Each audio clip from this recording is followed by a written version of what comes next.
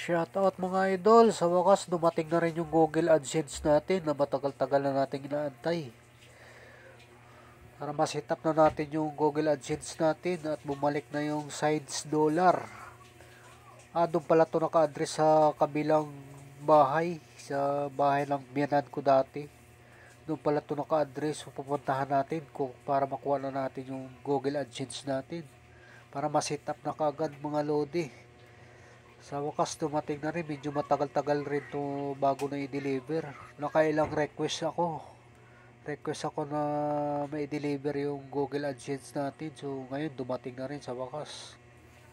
Ito na yung inaantay natin para ipagpatuloy natin yung mga pagbablog natin dito sa YouTube.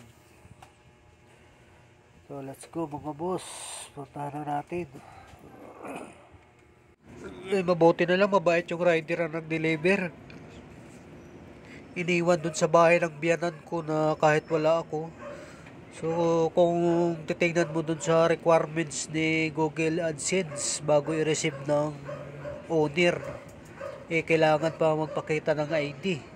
Katibayan na kung ikaw talaga yung may-ari ng Google AdSense. So sa akin, iniwan na ng rider doon. So mabuti, mabait yung rider at nagtiwala na iniwan niya doon sa bahay ng biyanan ko kahit wala ako. So papasalamat ako doon sa rider. Shoutout sa iyo, tropang rider. Thank you so much sa pagtiwala, sa pag-iniwan mo yung Google AdSense ko. So let's go, puntahan na natin mga lodi para ma-set up na natin.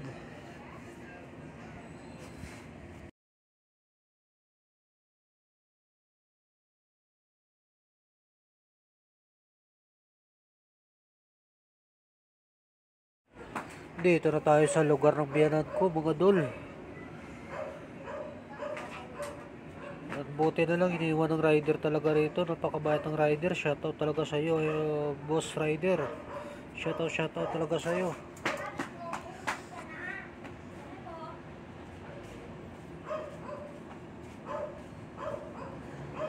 Dito na tayo mga idol. Dito na tayo sa lugar ng biyanan ko. Makukuha na natin yung Google AdSense natin. Thank you so much nga pala dyan sa mga subscriber ko mga idol. Shoutout sa inyo.